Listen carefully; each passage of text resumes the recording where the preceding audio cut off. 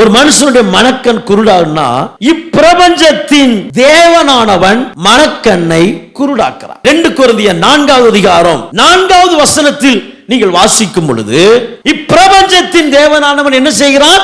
மனக்கண்களை, மனதை குருடாக்குகிறான். 1 யோவான் 2வது அதிகாரம் 16வது வசனத்தில் படிக்கும் பொழுது ஒரு சகோதரன் தன் சகோதரனை பகைப்பான் என்றால் அவன் இருளில் இருந்து இருளில் நடக்கிறான். இருளானது அவனுடைய கண்களை குருடாக்கினபடியால் போகும் இடம் இன்னதென்று அறியாதிருக்கிறான். ஏன்? இவங்க அண்ணன்ட்ட பேச மாட்டான். பகை இவன்ட்ட என்ன இருக்குது? பகை இருக்கு. இந்த பகை இருக்கிறதுனால அவனுடைய கண் எப்படி இருக்கு?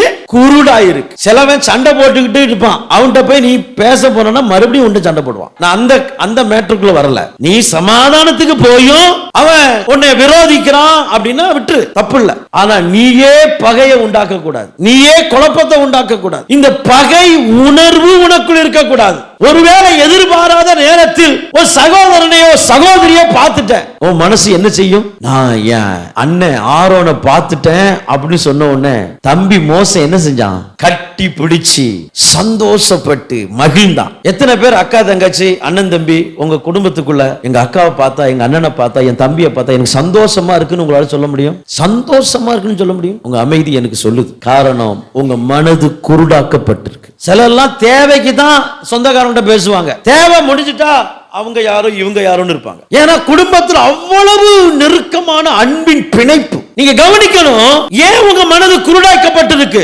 ஏன் உங்க கண்கள் குருடாக்கப்பட்டிருக்கு? இப்படி எல்லாம் பேசாதீங்க பாஸ்டர். நீங்க தனியா கூட்டு வச்சு பேசுங்க. நீங்க எவ்வளவு பேசினாலும் நான் ரொம்ப அமைதியா கேட்டுக்கிறோம். அவன் மூஞ்சில எப்படி பாஸ்டர் முழிக்க முடியும்? அவன் எப்படிப்பட்ட துரோகம் பண்ணான் தெரியுமா? என்னைய பார்த்து என்ன கேள்வி கேட்டான் தெரியுமா?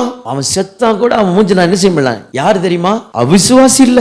மனக்கண் குருடாக்கப்படுவதற்கு காரணம் பகை உணர்ச்சி. ஒரு தேவ பிள்ளை பகை உணர்ச்சி இருக்கும் என்றால் அவர்கள் நடுவில் தேவ கிரியை வெளிப்படாது.